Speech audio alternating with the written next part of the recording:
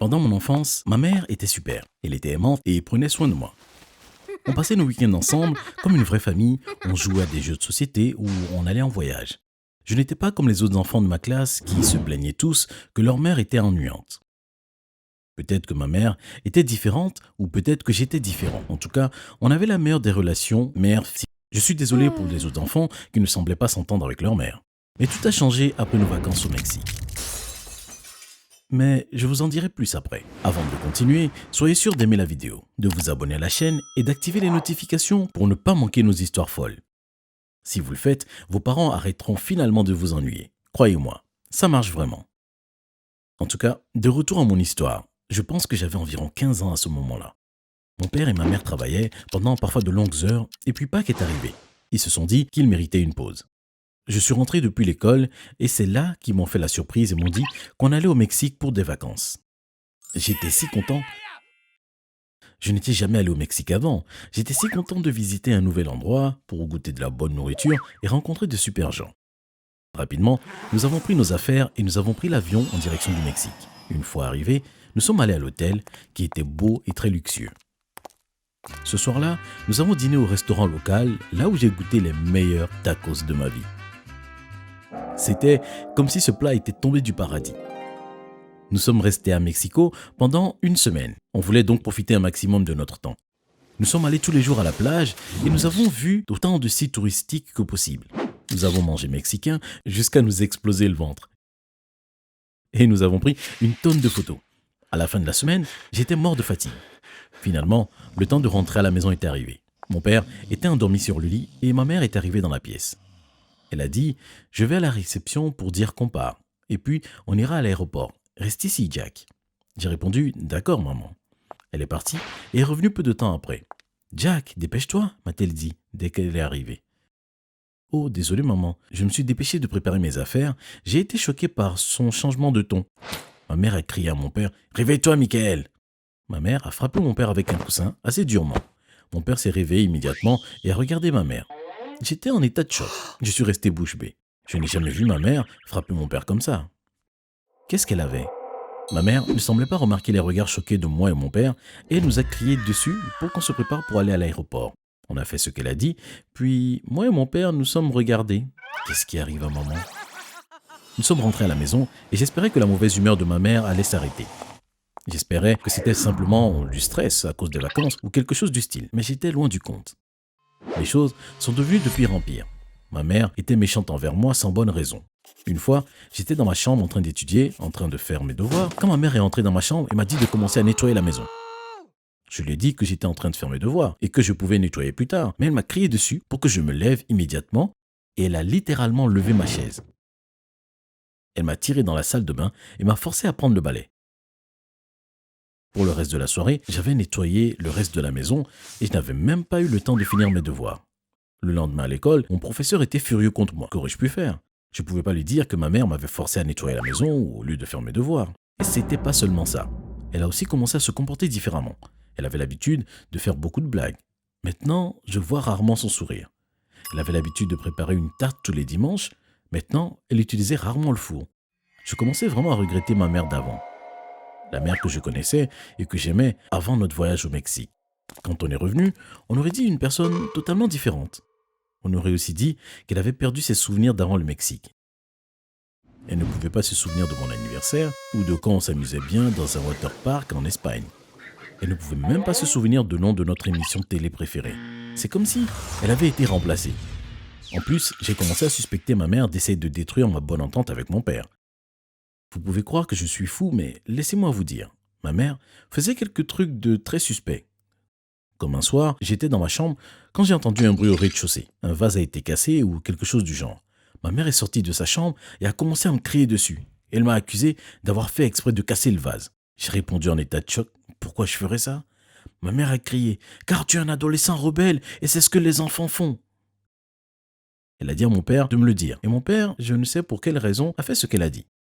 Mon père a dit d'un ton sévère « Jack, ne fais pas ce genre de choses, d'accord ?» J'ai répondu « Mais ce n'est pas moi !» Ma mère a crié « Ça suffit, va dans ta chambre, tu es puni pour le reste de la semaine !» J'ai fermé ma bouche et j'ai couru dans ma chambre. Mais même mon père semblait un peu choqué par l'attitude de ma mère. Elle ne m'avait jamais puni avant. Aucun d'entre nous n'arrivait à comprendre pourquoi ma mère se comportait différemment.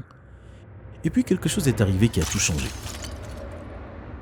J'étais en train de nettoyer, une fois de plus, et j'étais en train de dégager quelques trucs en dessous du lit de mes parents quand je suis tombé sur quelque chose, un journal. Par curiosité, je l'ai ouvert et j'ai vu que c'était le journal de ma mère. Maintenant, je suis un peu embarrassé de la suite. Je savais que c'était mal et je savais que je ne devais pas le lire. Mais je pensais que peut-être ça pouvait m'aider à comprendre pourquoi ma mère a autant changé. Et puis, une fois que j'étais sûr que personne ne me regardait, j'ai ouvert son journal et j'ai commencé à lire. Ce que j'ai lu m'a fait perdre la tête. D'après ce journal, ma mère avait prévu de se débarrasser de mon père. Elle voulait qu'il parte pour qu'elle puisse hériter de tout son argent. Et en plus, le journal disait aussi que la raison pour laquelle ma mère essaye de détruire mon entente avec mon père était de faire en sorte qu'il arrête de me donner de l'argent de l'héritage. J'ai tout de suite regretté de l'avoir lu. Qu'est-ce que je devais faire? Ma mère voulait se débarrasser de mon père? Je ne voulais pas me confronter à ma mère, car elle comprendrait que j'ai lu son journal. J'étais également sûr que si je le disais à mon père, il ne me croirait pas. Même si je lui montrais le journal, il penserait probablement que c'est un faux ou quelque chose du genre. Je ne savais pas quoi faire. Maintenant, j'avais peur d'être près de ma mère. J'ai continué à faire attention et la nuit, parfois, j'allais dans leur chambre pour être sûr que mon père allait bien. Je devenais de plus en plus angoissé. J'ai pensé que la seule chose que je pouvais faire était de suivre ma mère et de l'espionner. Je lui mentais en disant que j'allais chez un ami après l'école, alors qu'en réalité, je revenais pour l'espionner. Parfois, je pouvais la voir en train d'écrire dans son journal. Parfois, elle sortait en voiture et je ne pouvais donc pas la suivre. Mais elle ne semblait pas faire quelque chose de différent que d'habitude. Je ne comprenais rien. Et puis voilà, le jour J arriva. Le jour où tout mon monde s'est écroulé. Ma mère était sortie faire quelques courses. Moi et mon père étions sur le canapé en train de regarder la télé quand tout à coup, quelqu'un a frappé à la porte. Je me suis levé pour voir. J'ai ouvert la porte, j'ai vu une femme recouverte de saleté qui ressemblait à une SDF. J'ai crié sous le choc et mon père est rapidement venu voir après m'avoir entendu. « Qui êtes-vous » a dit mon père. Puis il m'a tiré derrière lui. « Qu'est-ce que vous voulez ?» J'ai regardé la femme avec curiosité, que je n'ai pas reconnue au début.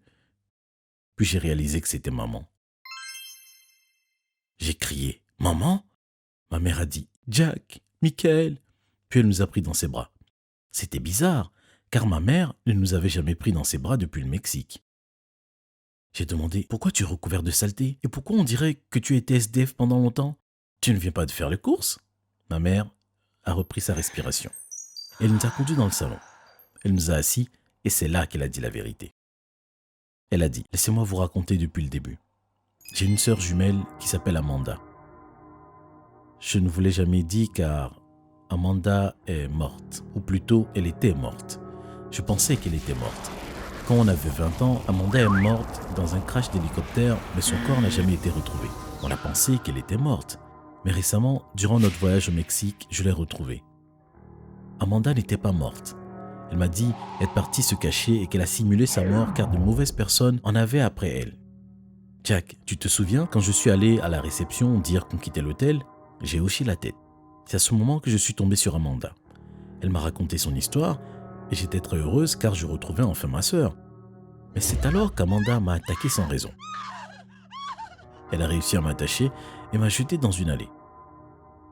Elle m'a dit qu'elle allait prendre possession de ma vie. Alors, c'est à ce moment qu'elle a dû venir vers vous. Jack, Michael, vous ne l'avez pas réalisé, mais la femme qui est retournée dans la chambre d'hôtel n'était pas moi. C'était ma sœur jumelle. Mon père a dit « Oh mon Dieu !» J'étais aussi choqué. Comment ça a pu arriver? Ma mère a continué. Bon, j'étais dans l'allée pendant un moment, mais heureusement, quelqu'un m'a trouvé et m'a délivré.